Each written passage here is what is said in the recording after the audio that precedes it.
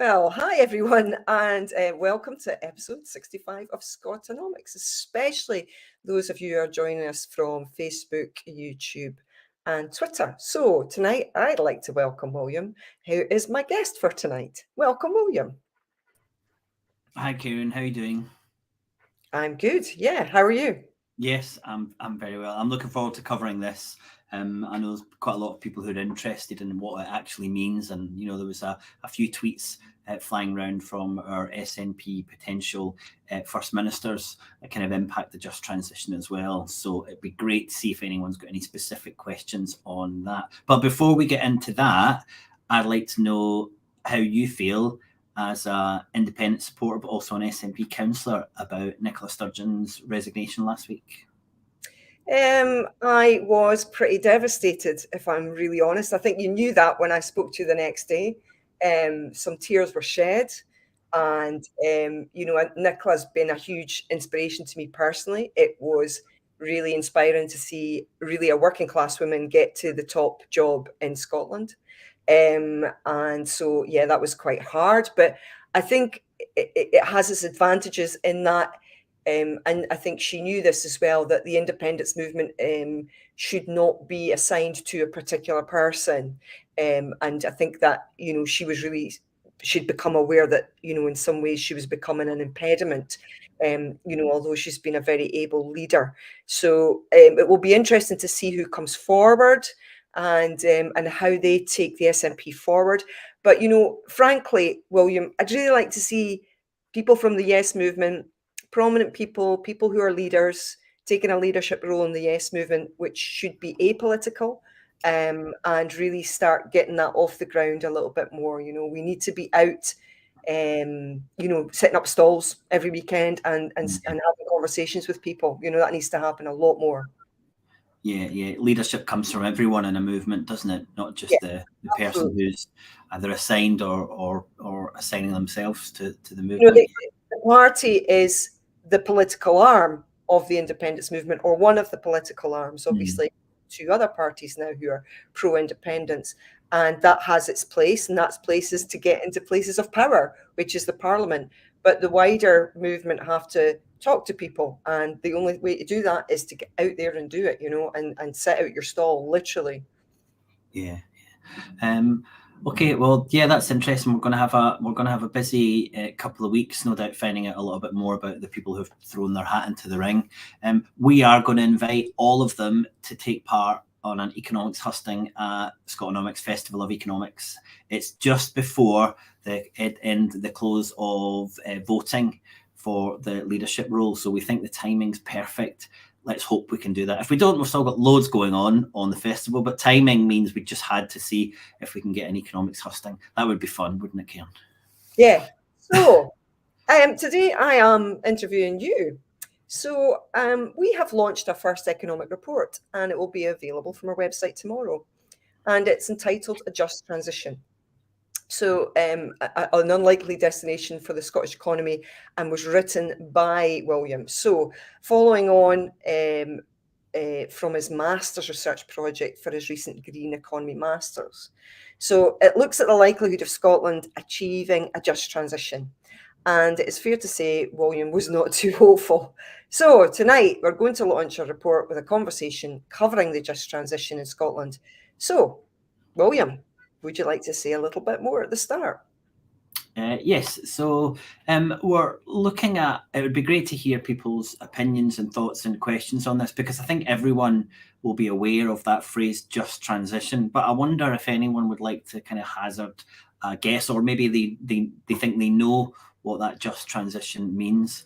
In terms of the kind of general description of a just transition, it tends to mean that it's a socially just process to facilitate a post-carbon society. I think most definitions kind of focus around that, but some of them bring in the environment to a much greater extent than other definitions. Some of them really focus on regional policy. This should only really affect nations or regions that are trying to remove themselves from fossil fuels manufacturing or from exploration. And then other definitions go as far out to talk about social justice, and also making sure that inequality is reduced and poverty is reduced. So it's quite a wide definition. And the Scottish Government have kind of got quite a narrow definition of what a just transition is. But when you look at the strategic papers that cover a just transition, they actually cover so much more, almost every sector, every part of the economy. So when I was doing the research, there was almost a slight contradiction that the definition of what they said was quite different from what they were looking at in detail in the strategy papers that all mentioned a just transition. So the Scottish Government agree that it should have some form of, policy should be around the environment, the economy, and society. And the three of those are kind of the pillars of sustainable development. So as far as the Scottish Government's view of just transition, it looks like it's a bit of an extension of sustainable development, whereas a lot of other organisations see a just transition as something very separate from sustainable development and a focus on a much wider set of goals rather than just a kind of well-known framework that was used in sustainable development. I think as far as the Scottish people are concerned, there is that memory still of the 1980s and how we didn't have a just transition then, and how people, literally were dropped from heavy industry, and really there was no replacement work for them that was suitable. So I think people are really aware of it in Scotland from a social point of view as well. Yeah. I mean, I add on to that though, because that I agree with you completely, and we cover that a little bit in the report. But what we also mention is the current transformation of the economy, which is a digital transformation. And one of the kind of key questions that I think comes out of the report is to say, where is the evidence that this transition will be just, when we look at what's just happened in the last 20 years and what happened from the 1980s. And that was one of the key questions when I was looking at all of the strategy papers and what the Scottish Government was planning to do for the just transition, to say, well, enough about what we hope to achieve. I want to see not only how we will achieve that, but where is the evidence that we'll be able to achieve that, considering our complete failure to transition in any kind of just way through the 80s and 90s and over the last 20 years. So there's those two transitions I think we can look back on. So your report is entitled An Unlikely Destination. So can you run us through the headlines? Yeah, there's three main areas that we cover in the report, and then there's one that maybe helps contextualize it a little bit. And reading all the strategy papers, it's fair to say that the Scottish Government is optimistic about the just transition. Maybe very optimistic, and we cover that in quite a bit of detail using the examples from the Just Transition Commission, which was set up by the Scottish Government, who seem to have a slightly more realistic view of what can happen. But lots of quotes in the report just saying how optimistic the Scottish Government is about the just transition, and I found that really peculiar, that you would have this view of transforming a whole economy under at least the same conditions as happened since the 1980s, and you would be confident that this would happen. So that's kind of that was the overarching kind of view of reading all these papers, thinking this would be amazing when this happens. It looks fantastic. They mentioned better jobs, reduced inequality, eliminating fuel poverty. They talk about regional disparities being reduced. Engagement for the communities, built on a well-being economy, also a circular economy. So there's a huge kind of positive spin of this just transition. And I thought, I'm surprised that all the papers have this optimistic view when the Scottish Government lacks so much of the authority to bring this to fruition.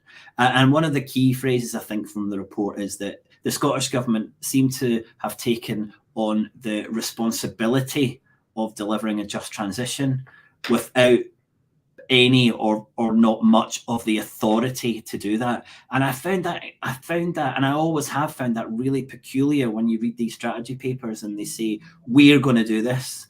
And you're thinking, well, how? Because you don't have most of the levers. And even in the report, we identify a place where the Scottish Government has said we don't have enough of these levers, but still that's not helping them pull back from this obvious position where they're saying we have the power to deliver, and that's really peculiar. So that was the first thing that we picked up. The second thing was how prominent the market was in this transformation. And again, we've drawn those links, as I said earlier, to the 80s, 90s, and the last 20 years. And we've found it quite peculiar that the market seems to be playing such a huge role when you look at other states, and communities have got a bigger role, and local government's got a bigger role, and the state has got a bigger role. And we've kind of come up with this idea of cask strength capitalism, which we've not gone into too much detail in this report. We're going to cover at a later date. But it seems like the market is the driver for this transformation. And as you said earlier, Kieran, that didn't go particularly well when we tried that under Thatcher and what we've done in the last 20 years with the digital transformation. And then the final thing was that we're somehow going to have this just transition and reduce inequality and increase growth. Now, this has never been done before in post 1960s, over the last 50 years. This has never happened before where we've had growth and we've reduced inequality. It's always been increased growth, increased inequality. Not only are we going to do that, but we're going to do that while fixing the environment and sticking to our climate targets. And I've found that impossible to evidence that's likely to happen. So those are three of the kind of key areas that we're focused on to explain why we think that this destination of a just transition is unlikely for Scotland. So we've talked about this before, but you also talk about your first reason is that Scotland is a currency user and not an issuer. And how does that impact on the just transition? I see we've got a question as well, so I'm going to just check that first. Surely a just transition can only be half-hearted without your own currency. Yeah, which is really what I'm asking you just now. So how does that affect our ability to achieve a just transition as a currency user as opposed to a currency issuer? Well, I think that's really clear that the more levers you have, the more likely you are to achieve something. And that's where we're looking at a seismic change of the economy, moving it from a fossil fuel-based one to one that's post that and not using fossil fuels and relying much more on natural resources and renewable energy. And that's going to be challenging for every country. But you can say because of how dependent Scotland was over the last 30 years on fossil fuels, and how if you look at areas like the Northeast, how reliant they are still on fossil fuels, that's going to be a huge challenge. And to solve that challenge, as well as all the other challenges that are coming up that governments have got to face, they need to be able to issue currency. They have to be able to prioritise what they want to spend money on. And that's how they're going to achieve it. And all the governments across Europe and across the state, and including if you look at what's happening in the United States, have realised that the governments have got to spend billions of pounds to help these economies transition. Now, the Scottish government can't spend anything that it doesn't tax. So if it wants to spend money to a just transition, it's got to tax. And it's got to tax the people of Scotland or the businesses in Scotland. Or it's got to take money from somewhere and give it to somewhere else. So this makes it incredibly hard to focus on a just transition when you can't create your own currency and you can't decide what to spend it on. So, I completely agree with Charles. I think it's at least half-hearted without our own currency. But interestingly, very few of the strategy papers, there was almost 30 that I read in total. I think I've referenced about 20 in the report. There was no mention of Scotland's role as a currency user and not a currency issuer. So I think there's still a real deep lack of understanding within the Scottish government that the difference there is between being able to issue your own currency, spend your own money, compared to effectively taxing that money to spend or spending someone else's money. So a huge handicap. And I think that leads us on to the post-independence position. If we're still going to be transitioning within a just transition, we really need those conversations around monetary sovereignty up front if we really want to make these big changes to the economy and society, as well as the environment.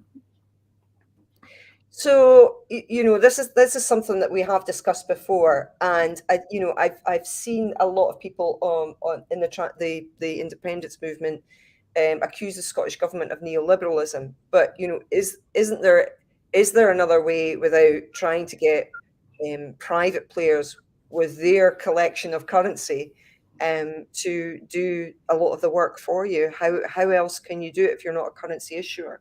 Yeah, absolutely. And we mentioned that in the report, that although there seems to be a heavy reliance on the private sector, we're clear that if the Scottish government needs currency, Scotland needs currency to lubricate the wheels of, to pay for all the resources and bring them online. They have to attract foreign investment because Westminster isn't giving us it, and the Scottish government can't release it. So I think that's one thing when we're looking at the report, which is I would say slightly critical, but not overly critical. But I think there is an understanding that Scotland only can do so much without currency. However, there are a lot of things that the government could be doing as we move forward into just transition that they're not doing. And as I said at the start, I think there's an over-reliance on markets and private finance to do the things that a lot of other countries are doing through the community or through redistributive taxation. Or for more spending from the state. Yeah, but Scotland, the Scottish government has some powers, and can you explain why you think these powers are not being used to deliver in the areas where the Scottish government can? Yeah, that was really difficult because I couldn't really find an answer to that apart from an ideological one, which is that we are a centralist neoliberal government that believes that the market will find the best answer. So through all of the papers, I couldn't find a real justification that we needed the market to solve all of these situations. There was just almost this is what we're going to do without any kind of justification or background to it.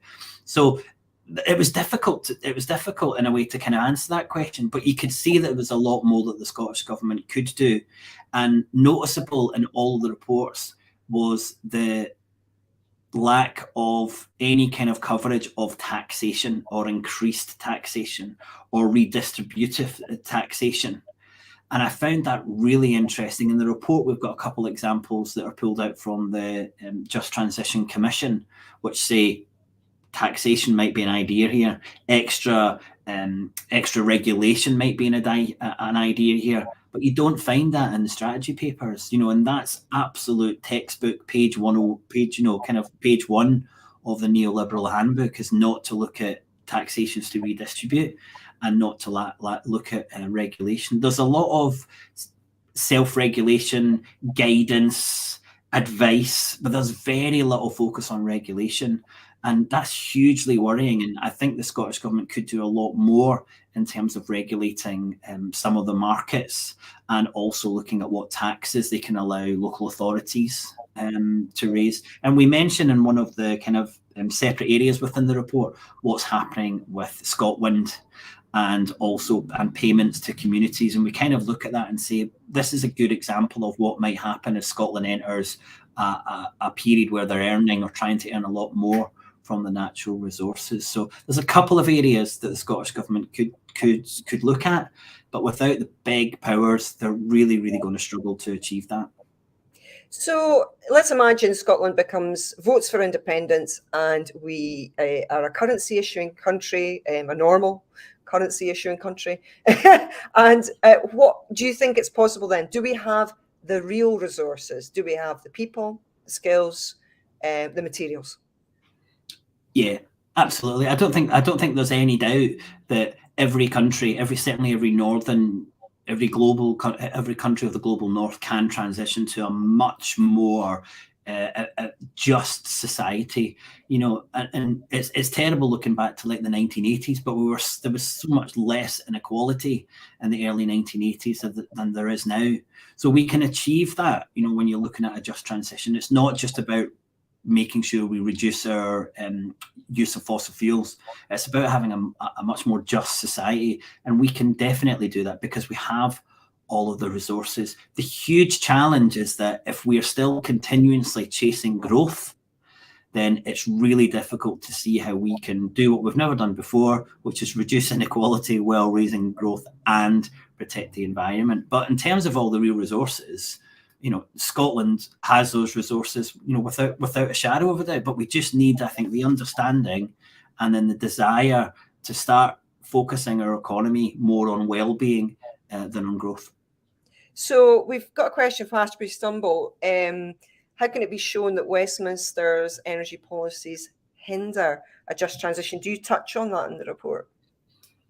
Yeah, we cover that, and that's one of the scenarios that we kind of cover, is to say that unless Scotland has monetary sovereignty and independence, a completely changed position within the devolution settlement, or a government which is fully supportive of the Scottish government's policies on a just transition, we're going to fail. So it was one of the scenarios. It's really clear that the Westminster government, compared to the Holyrood government, is not in any way interested in the environment and reducing equality, reducing inequality, as the Holyrood government is on paper, on paper at least. But I actually did a lot of research, and the first use of the just transition by the UK government was in August 2022, and it was about a just transition for, I think it was the financial services sector.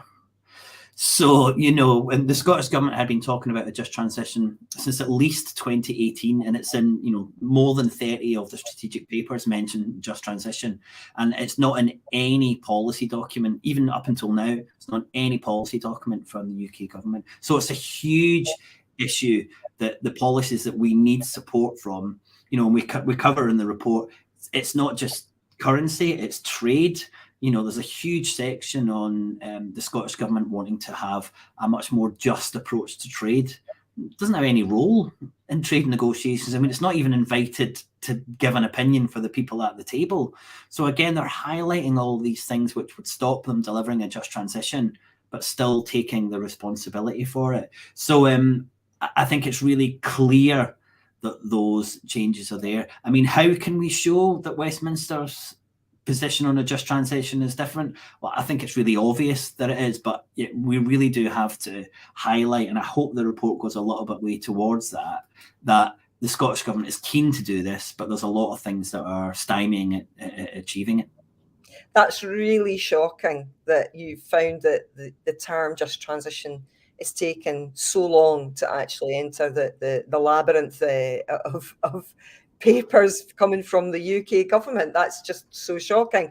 And I think it shows that, in Scotland, we are really still remember the 1980s, and we're very aware of that and how it affected us. Within Scottish government strategy papers, you highlight a certain unchallengeable market-led factors for a just transition. Can you outline them?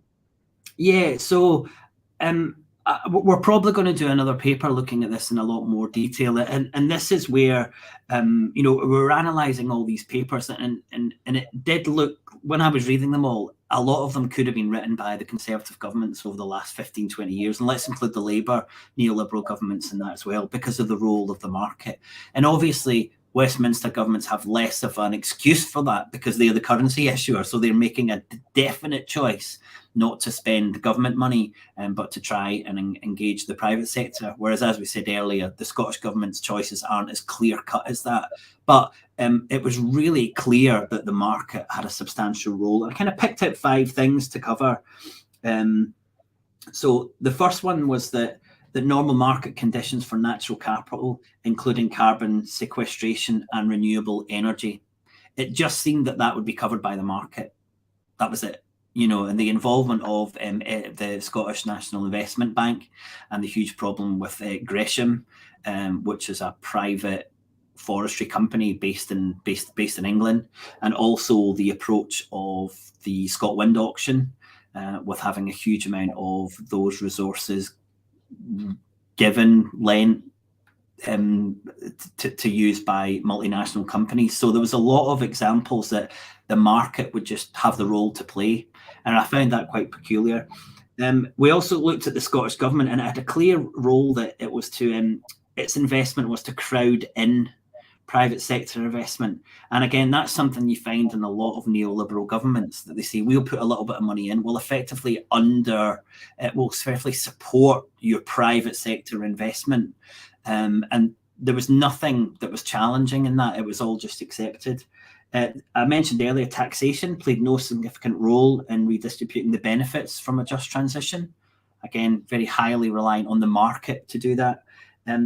Private companies have a significant role to play where other similar countries, currency issuing and currency using, rely much more on the communities and also on the state. So that, again, that was just accepted, that the role of the Scottish government was to facilitate the private sector rather than to innovate and be involved in that transition. And then finally, I mentioned earlier as well, guidance, self-regulation, recommendations, leading by example, that's enough to ensure a just transition.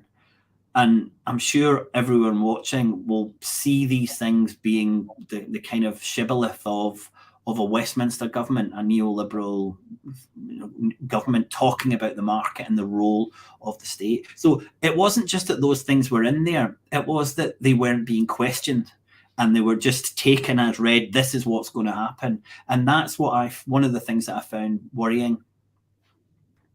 Yeah, I mean, it seems to be, with neoliberalism, the whole thinking is that, we'll give out money in the first instance, set up national industries, sell them off. People will then profit from them. Then we have to coax them back eventually to spending money on the things that we want them to spend money on. And, it's just too slow. And, in the situation we're in now, there has to be some impetus, some speed, some alacrity. It's really pretty necessary to start working on this right now. And, I think you're right. There's so many people in the UK government that just don't seem to understand the urgency of this. Not at all. Absolutely. So there's another question from Charles. Is it my imagination, or is there a deficiency in the Scottish Government's mechanisms to translate good policies into a satisfactory end product? Okay, I don't know how to answer that. What do you think?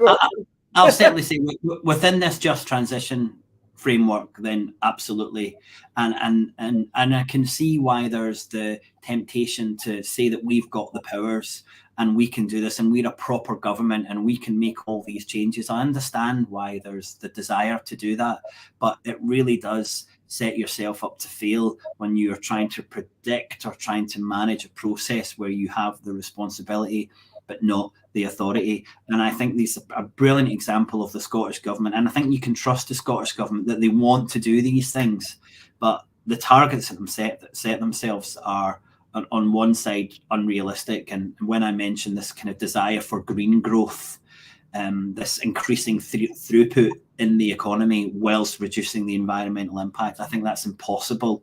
So I think it's difficult. Between difficult and impossible. So yeah, I think they're saying a lot of the right things, but I just don't see how they're going to achieve it. And that's just on the just transition.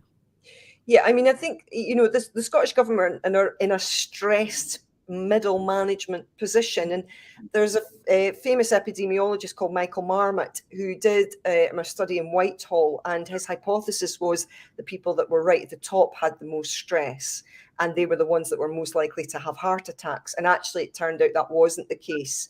It was the middle management people, the people who have a lot of stress but no power to deal with the stresses that they have. And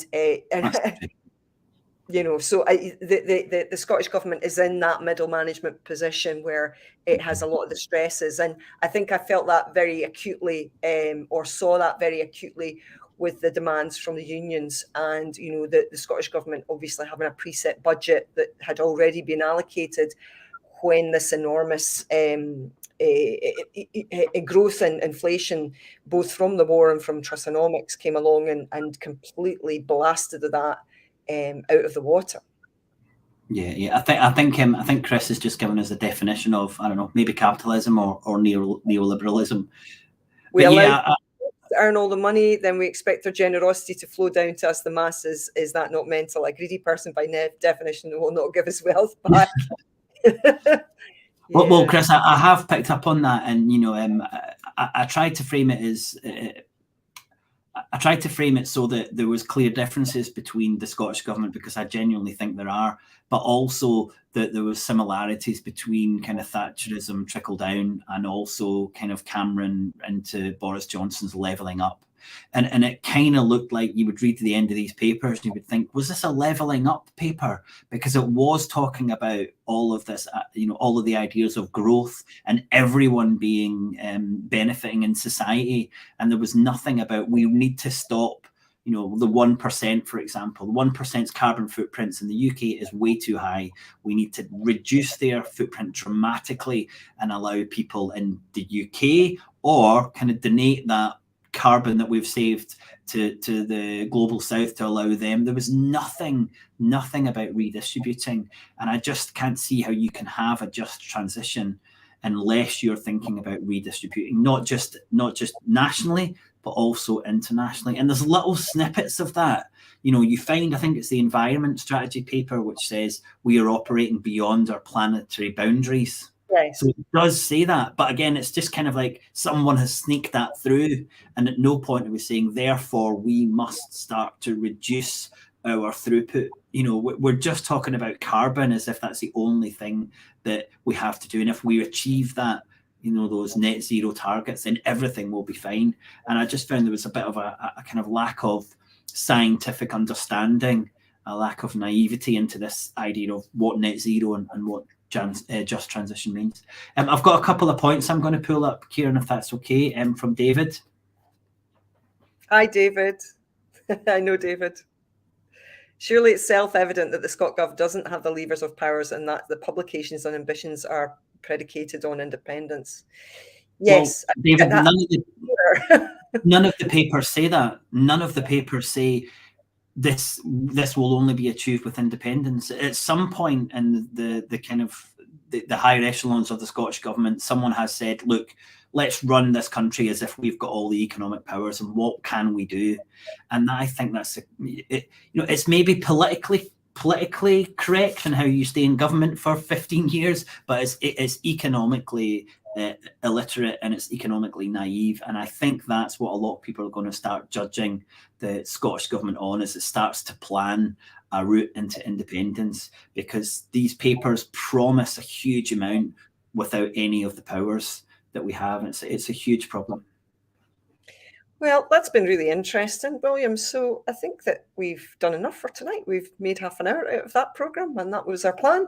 So yes, thank you. Well, my plan was to say to people, please download this report when it's available, and we'd love to hear your feedback. This is our first report. Yes.